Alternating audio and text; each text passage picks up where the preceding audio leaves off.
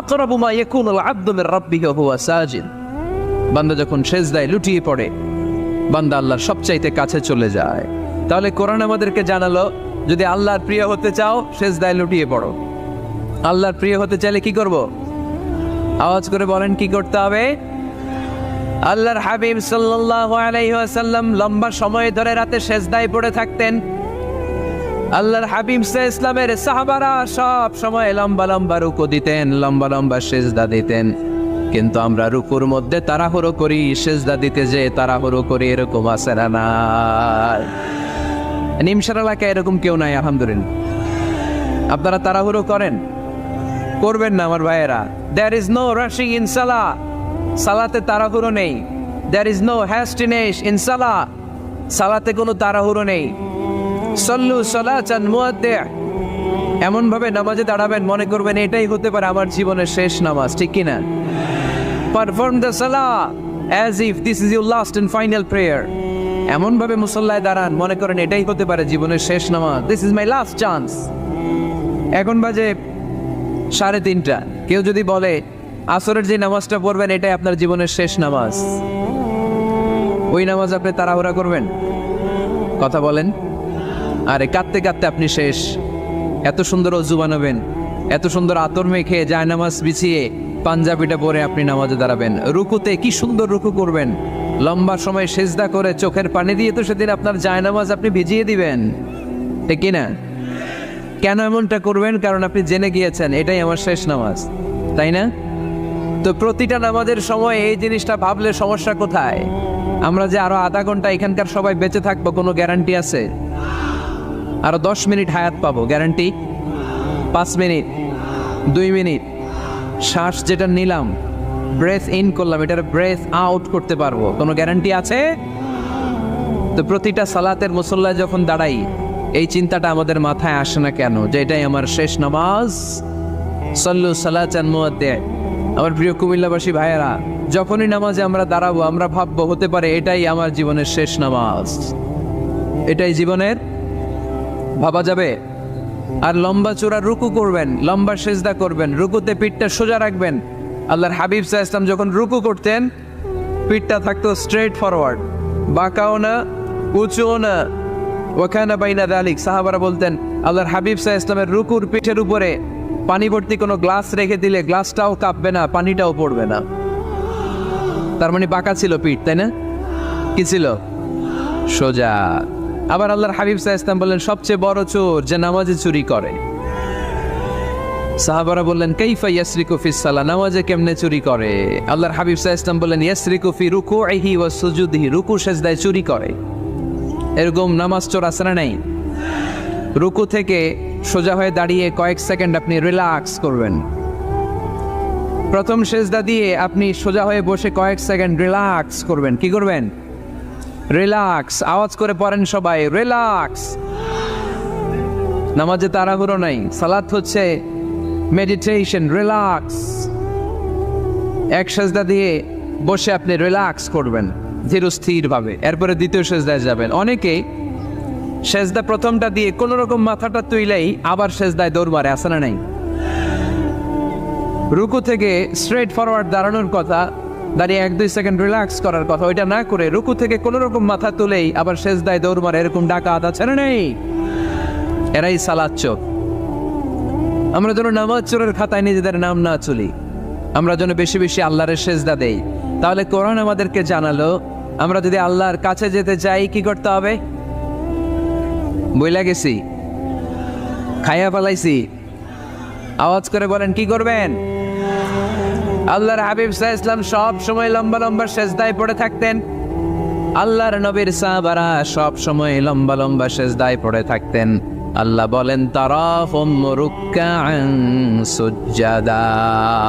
আপনি দেখবেন আল্লাহর নবীর সাহাবারা আবু বকর, ওমর, উসমান, আলী রাদিয়াল্লাহু তাআলা আনহুম আজমাইন, তাদের স্বভাব ছিল বিপদে পড়লেই লম্বা লম্বা সিজদায় পড়ে যেতেন। এক সাহাবী এসে বললেন ইয়া রাসূলুল্লাহ আল্লিমনি আমালান ইযা আমিলতুহু ইউদখিলুনিল জান্নাহ, আপনি আমার এমন একটা আমল শিখায় দেন যে আমল করলে আল্লাহ আমারে জান্নাতে ঢুকায় দিবে। আল্লাহর হাবিব সাল্লাল্লাহু আলাইহি ওয়াসাল্লাম বললেন আলাইকা বিকাসরাতিস সুজুদ, তোমার উচিত বেশি বেশি আল্লাহর জন্য সেজদায় লুটিয়ে পড়া। বেশি বেশি সেজদায় লুটিয়ে পড়লে ওই সেজদাকারীর জন্য জান্নাতকে ওয়াজিব করে দেয় কে? কিয়ামতের ময়দানে আল্লাহ বলবেন, ও আমার বান্দারা, আমার সেজদা দিয়ে দেখা। কারা কারা দুনিয়াতে সেজদা দিয়েছিলি, আজকে এই কিয়ামতের ময়দানে আমার সেজদা দিয়ে দেখা। আমরা যারা দুনিয়ার বুকে সেজদা দিয়েছি, আমরা আল্লাহু আকবার বলে সেজদায় লুটিয়ে পড়বো। আলহামদুলিল্লাহ পড়েন। আর যারা দুনিয়ার বুকে সেজদা দেয় নাই, মসজিদে যায় নাই, সেজদাকারীদের সাথে আন্দোলন করে নাই, তারা সেদিন অনেক চেষ্টা করেও তাদের পিঠটারে বাঁকা করতে পারবে না। তাদের পিঠটারে সেই দিন লোহার মতো শক্ত করে দিবে কে? يوم يكشف عن ساق ويدعون إلى السجود فلا يستطيعون।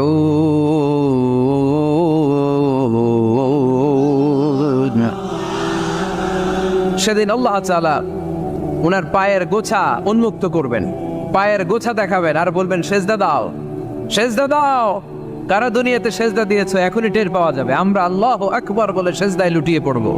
কিন্তু যারা দুনিয়ায় সেজদা দেয় নাই, এরা অনেক চেষ্টা করো, পিঠটারে বাঁকাই করতে পারবে না। সেজদাতে দূরের কথা, এদের পিঠটারে লোহার রডের মতো শক্ত করে দিবে কে? এই দুনিয়াতে আমরা খালি চোখে যা দেখি সব কিছু সেজদা করে কারে?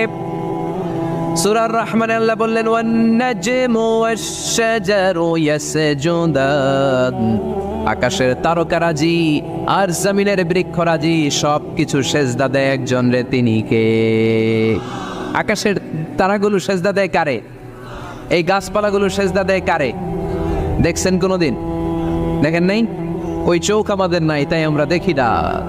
এই পৃথিবীর সব কিছু জিকির করে আল্লাহ, কিন্তু ওই কান আমাদের নাই, এজন্য আমাদের কান দিয়ে আমরা শুনি না। রব্বুল আলামিন বলেন, ওয়া ইম মিন শাইইন ইল্লা ইউসাব্বিহু বিহামদিহি ওয়ালাকিন লা তাফকাহুনা তাসবিহাহুম। নবমণ্ডল ভূমণ্ডল যেখানেই যেটা থাকে না, সব কিছু জিকির করে কার? এই যে আকাশের পাখিগুলো উড়ে বেড়ায়, পাখিগুলো জিকির করে কার? নদী নালা জিকির করে কার? সাগর মহাসাগর জিকির করে কার? পাখিরা যায় উড়ে যায় আকাশের ওই নীলিমায়, নদীরা যায় ছুটে যায় সাগরের ওই মোহনায়।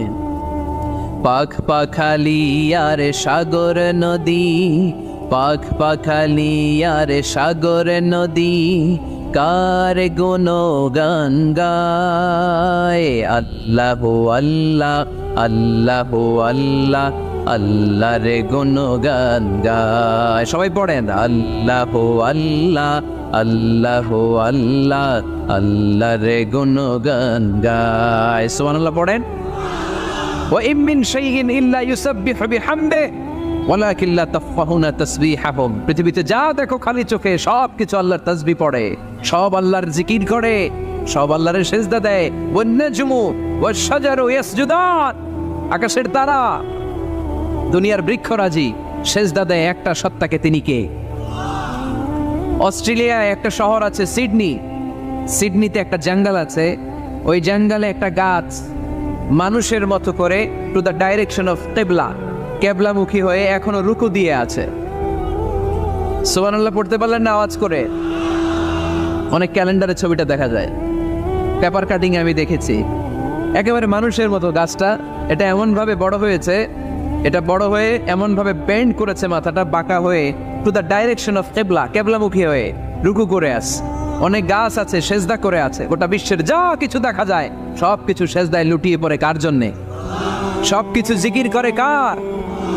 আর তাসবিহ শেষ হলে দোয়া করেন, সমস্যা নাই। দোয়া করতে হবে কার কাছে? বিশ্বনবী বললেন, দোয়া মুখুল ইবাদা, দোয়া হলো ইবাদতের নির্যাস। যার দোয়া নাই ওর কিচ্ছু নাই। দোয়া করেন নাই তো নামাজে কাজ হবে না, দোয়া করেন নাই রোজায় কাজ হবে না। কথা কনে আর দোয়া মুখুল ইবাদা, দোয়া হচ্ছে ইবাদতের নির্যাস। আবার তিরমিজির বর্ণনায় বললেন, আর দোয়া হুয়াল ইবাদা, দোয়াটাই নাকি ইবাদত, দোয়াটা ইটসেলফ এইটাই ইবাদত। নামাজ যেমনি ইবাদত, রোজা যেমনি ইবাদত, হাত তুলে যে দোয়া করলেন এইটাও ইবাদত। সুবহানাল্লাহ পড়ে। এটা মুমিনের উইপেন, সিলাহুল মুমিন। সাপ্লিকেশন দোয়ার ইংরেজিতে বলে supplication. Supplication is the weapon of believers, the বিশ্বাসীদের অস্ত্র। সবকিছুর কারামতি যেখানে শেষ, দোয়ার কারামতি ওইখানে। এরকম অনেক শুনবেন, ক্যান্সারে আক্রান্ত, দুরারোগ্য ব্যাধি, বাংলাদেশের চিকিৎসা শেষ, ইন্ডিয়া গেছে, কয় বাঁচবো 3 মাস, কয় মাস, এরপরে 7 বছর বাইসা ছিল। কেমনে বাঁচল? কেমনে? দোয়া। দোয়ার পাওয়ার আছে না নাই? তবে দোয়াটা দোয়ার মতো হতে হবে। সিনসিয়ার দোয়া ইজ লাইক এ মিসাইল। একনিষ্ঠ দোয়া এটা মিসাইলের মতো। মিসাইল হামলা করলে ইঞ্চি ইঞ্চি যেখানে মিসাইল বোমাটা পড়ার কথা ঠিক ওখানে পড়ে। ড্রোন হামলা করলে ঠিক ওখানে, ব্যালিস্টিক ক্ষেপণাস্ত্র নিক্ষেপ করলে লক্ষ্য বস্তু যেমনি ভিত করে, এমনি দোয়ার মতো দোয়া করলে মুহূর্তেই দোয়া কবুল হয়ে যায়। আমরা দোয়ার মতো দোয়া করতে জানি না। কেমন করে দোয়া করতে হয় আমাদের জানা নাই, এজন্য দোয়াও কবুল হয় না। চিল্লায় কোন ঠিক কিনা? কিন্তু আল্লাহ ওয়াদা দিয়েছেন, উজিবু দাওয়াতাদ দাঈদা, আমার বান্দা দোয়া করলে আমি দোয়া কবুল করি। আমার বান্দা চাওয়া মাত্রই আমি কবুল করে নেই। সুবহানাল্লাহ পড়ে। যত দোয়া আপনি করেছেন সব কবুল, সব। অল অফ ইউর দোয়াজ আর অ্যাকসেপ্টেড। সব কবুল হয়েছে, আল্লাহর কসম। অনেকে বলবে, হুজুর এটা আবার কি কইলেন? এতক্ষণ তো ভালোই কইতেছিলেন।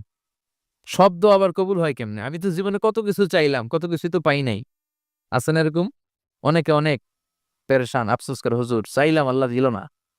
4টা মাইয়া, এবার কাবা ধইরা চাই আইছি কোলার কথা, এটাও হইছে মাইয়া। আছে না নাই? 5টা ছেলে হইছে, মেয়ের জন্য বুকটা হাহাকার। হজে যে আরাফাতের ময়দানে চেয়ে আসলাম, এইবারও হইছে আর একটা পোলা। আছে না নাই? কত কিছু চাইলাম, পাইলাম না, হুজুর দিল না আল্লাহ। বলে না আপনার সব দোয়া কবুল, তবে কবুল হওয়ার 3টা সিস্টেম আছে। কয়টা? চান্দুল্লার ভাইয়েরা মনে থাকবে? কয়টা? আপনি যত দোয়া করছেন সব কবুল, কারণ আল্লাহর কাছে কিছু চাইলে আল্লাহ ফিরায় দিতে জানে না। আল্লাহ জানেই না কেমনে ফিরায় দিতে হয়। সুবহানাল্লাহ কোন? চাওয়া মাত্রই আল্লাহ বলে অ্যাকসেপ্টেড, যা কবুল, দিব। দিব না এটা বলতে জানে না, চাওয়া মাত্রই বলে দিব। 3 সিস্টেম। নাম্বার 1, আপনি আল্লাহর কাছে দোয়া করলেন, চাইলেন, আল্লাহ বলে দিব, বলেই তিনি দিয়ে দেন আর আপনি খুশি হয়ে যান, পেয়ে গেলেন। নাম্বার 2, আপনি আল্লাহর কাছে দোয়া করলেন, চাইলেন, তখনও আল্লাহ বলে দিব, তবে এখন না, সবুর, একটু পরে দিব। কখন দিলে আমার জন্য ভালো, আমার চেয়েও ভালো জানে কে, পরে দিবে। নাম্বার 3, চাইলেন, দোয়া করলেন, আল্লাহ তখনও বলে দেব, তবে এখনো না, পরেও না, কিয়ামতের দিন যেদিন বিপদে পড়বে ওই দিন দেব। যেদিন তোর বাবা তোরে চিনবে না, তোর মা তোরে চিনবে না, বন্ধু বন্ধুরে চিনবে না, পীর সাহেব মুরিদরে চিনবে না, মুরিদ পীর সাহেবরে চিনবে না, ইমাম সাহেব মুসল্লিরে চিনবে না, মুসল্লি ইমাম সাহেবরে চিনবে না, কেউ কাউরে চিনবে না। ওই কঠিন দিনে তোরে আমি বাঁচাইয়া দেব। তাই দোয়া যা করছেন ছোটবেলা থেকে আজকে পর্যন্ত, লস হয়েছে না লাভ? লস না লাভ? এজন্য বেশি বেশি দোয়া করার দরকার আছে না নাই? জীবনে যদি কোনো নেক আমল থাকে, ওই নেক আমল দিয়ে যদি আল্লাহর কাছে দোয়া করেন, দোয়া কবুল করে নিবে কে? তবে নেক আমলটা হইতে হবে শুধুমাত্র আল্লাহর সন্তুষ্টির জন্য। প্রত্যেকের জীবনেই কিছু আমল আছে যেটা লোক দেখানো করে, আছে না নাই? আবার কিছু আমল আছে আল্লাহরে খুশি করার জন্য করে, আছে না নাই? কথা বুঝতে পেরেছেন? রাত্রিবেলা যাচ্ছেন, কেউ নাই, রাস্তায় হঠাৎ দেখলেন মসজিদ, পাশে লেখা বড় করে দান বাক্স, পকেট থেকে কচকচে 1000 টাকার নোটটা ওইখানে ঢেলে দিলেন দান বাক্সের ভিতর। কেউ দেখে নাই, দেখছে কে? এটা পৃথিবীর কাউরে দেখানোর জন্য দিছিলেন? এই দানটা আল্লাহর কাছে প্রিয়। গোপন দান আল্লাহর রাগকে কমিয়ে দেয়। সুবহানাল্লাহ বলেন। আল্লাকা সিররুন ইনদাল্লাহ বাইনাকা আনতা ওয়া বাইনাল্লাহ, আল্লাকা সাদাকাতুন তাখফা লা ইয়ালামুহা ইল্লাল্লাহ, আল্লাকা সিররুন ইনদাল্লাহ বাইনাকা আনতা ওয়া বাইনাল্লাহ, আল্লাকা সাদাকাতুন তাখফা লা ইয়ালামুহা ইল্লাল্লাহ। সুবহানাল্লাহ বলেন। আল্লাকা সিররুন ইনদাল্লাহ, তোমার আর তোমার রবের মাঝে এমন কোনো গোপন জিনিস আছে নাকি যেটা আল্লাহ ছাড়া কেউ জানে না? তোমার কোনোদিন কোনো গোপন দান আছে নাকি যেটা আল্লাহ ছাড়া কেউ দেখেনি? ওই দানটা আল্লাহর কাছে প্রিয়। চিল্লায় বলেন ঠিক কি না? এরকম কোন গোপন আমল দিয়ে যদি আপনি আল্লাহর কাছে ওসিলা করে দোয়া করেন, আল্লাহ ওই কঠিন বিপদের দিনে এই আমলটা করছিলাম শুধু তোমারে দেখানোর জন্য। এর উসিলায় বাঁচাও, বাঁচাবে কে? 3 মেয়ে, হ্যাঁ 3 daughters। জামাল উদ্দিন, জামিল উদ্দিন ভাই, উনিও আকিজ সাহেবের ছেলে। মাশাআল্লাহ, জামিল ভাইকেও তুমি কবুল করো। তো এই জন্য কন্যা সন্তান অনেকে আছে, ছেলে হলে খুব আনন্দ পায়, আছে না নাই? এরকম ডাকাত বোধহয় খুলনায় নাই, আছে? ছেলে হলে পাড়ায় মিষ্টি খাওয়ায়, বিরিয়ানি খাওয়ায়, কিন্তু মেয়ে হলে চেহারাটা বাংলা পাঁচের মতো, ও এর মতো হয়ে যায়, আছে না নাই? এমনটা যেন না হয়। ছেলেও দেন আল্লাহ, মেয়েও দেন আল্লাহ। চিল্লায় বলেন, কে দেন? ছেলে দেয় কে? মেয়ে দেয় কে? ছেলে মেয়ে দুইটাই দেয় কে? আবার ছেলেও দেয় না, মেয়েও দেয় না, তিনি কে? তিনি কি? এজন্য আমরা তার কাছে যাব, মাজারে যেয়ে যাওয়া যাবে না। মাজারে যেয়ে যাওয়া যাবে? দো দিল বান্দা কালমা চোর, না পায় শ্মশান না পায় ঘোর, দিন থাকিতে আয়রে পথে ছাইড়া দে বন্ডামি, বন্ডামি বন্ডামি বন্ডামি, ছাইড়া দে বন্ডামি। ঠিক কি না? নামাজ নাই, রোজা নাই, মাজারের ব্যবসা করে। দেখবেন এদের নামাজ রোজা কিচ্ছু লাগে না, চুলে জট পেকে থাকে, মাথার মধ্যে লাল শালু। এমনও পীর এই দেশে আছে, এদেশে তো পীরের অভাব নাই। আমাদের দেশে যত পীর আছে, পৃথিবীর অনেক দেশের জনসংখ্যাও তত না। কথা বলেন, নামাজ নাই, রোজা নাই, চুলে জট পাকিয়ে রাখে। এমনও পীর আছে শুনেছি বছরে নাকি একবার গোসল করে, আর ওই গোসলের পানি মুরিদরা সব বরকতের আশা খেয়ে ফেলায়। নাউজুবিল্লাহ পড়তে পারলেন না? এই ভণ্ডামির সাথে আমাদের কোনো সম্পর্ক আছে? আমরা চাইবে একজনের কাছে, তিনি কে? নাকি খাজা বাবার কাছে যাবেন? কেউ ফিরে না খালি হাতে, খাজারে তোর দরবারেতে। বলা যাবে? খাজার দরবার থেকে খালি হাতে ফিরে না? খালি হাতে ফিরে? দামি ঘড়ি পড়ে গেছে, ঘড়ি চুরি হয়ে গেছে, এখন খালি হাতে ফিরে। দামি জুতা পড়ে গিয়েছে, জুতা চুরি হয়ে যায়, খালি পায়ে ফিরে। এরকম আছে না নাই? একটা দরবার থেকে কেউ খালি হাতে ফিরে না। দরবারটা কার? কেউ ফিরে না খালি হাতে, আল্লাহ রে তোর দরবারেতে। সবাই বলেন, কেউ ফিরে না, কেউ ফিরে, আল্লাহ রে তোর দরবারেতে। এমন দরবার যখনই চাইবেন, যখনই হাত পাতবেন, তিনি আছে না নাই? এজন্য আমরা বিপদে আপদে, সকালে বিকালে, শীতকালে গ্রীষ্মকালে একজনের কাছে চাইবো, তিনি কে? আমরা সবসময় যেন আল্লাহর কাছে চাইতে পারি। আল্লাহ তুমি তৌফিক দাও। আমি আমার খুতবার শুরুতে সূরাতুল আল আয়াত থেকে তেলাওয়াত করেছি। এই আয়াতের আলোকে কিছু কথা আমরা শুনবো, আওয়াজ করে পড়েন ইনশাআল্লাহ। আমরা এই তাফসিরুল কোরআনের মধ্যে একটা বই থেকেই কথা বলি, আমাদের সিলেবাস একটাই। বলেন তো সিলেবাসটার নাম? এই কোরআনে কোনো ভুল আছে? সন্দেহ আছে? সংশয় আছে? এই কোরআনটাকে একজন ডাচ পলিটিশিয়ান গালি দিয়েছিল পয়জন বলে। সে বলেছিল কোরআন ইজ এ পয়জন, কোরআন নাকি একটা বিষ। আর সে ইসলামকে বলেছিল ইসলাম ইজ এ লাই, ইসলাম একটা মিথ্যা ধর্ম। কিন্তু আল্লাহর কি মেহেরবানি, গত 3 সপ্তাহ আগে ওই ডাচ পলিটিশিয়ান কালিমা পড়ে মুসলমান হয়েছে। এরকম গোটা বিশ্বব্যাপী আপনি দেখবেন যে অনেক সেলিব্রিটিরা, নেলসন ম্যান্ডেলার নাতির ঘটনা আমরা জানি, ম্যান্ডেলা কালিমা পড়ে মুসলমান। খোদ আমেরিকার ইউথ মিনিস্টার জসুয়া ইভান্স কালিমা পড়ে মুসলমান। অনেক ক্রিকেট তারকা, অনেক ডান্সার, অনেক সেলিব্রিটি এরা কালিমা পড়ে মুসলমান হয়। টনি ব্লেয়ারের আপন শালিকা লরেন বুথ একজন মিডিয়া কর্মী, সেও কালিমা পড়ে মুসলমান। এরকম কালিমা পড়ে মুসলমান হওয়ার হিড়িক গোটা বিশ্বে আছে না নাই? এই কোরআনটা এমন কিতাব, যে কিতাবে কোনো ভুল নাই। অনেকে না বুঝে এটাকে পয়জন বলে, এটাকে লাই বলে, কিন্তু যখন বুঝ আসে তখন কোরআনের প্রেমে প্রেমিক হয়ে যায়। সুবহানাল্লাহ পড়েন। আল্লাহ বললেন, this is the book, the most authentic and original book in the world, whereof there is no doubt in it and a guidance to those who are muttaqin. এটা এমন বই যে বই কোনো ভুল নাই, কোনো সন্দেহ নাই। মুত্তাকিনদের জন্য এই বইটাকে গাইডলাইন করে পাঠিয়েছে কে?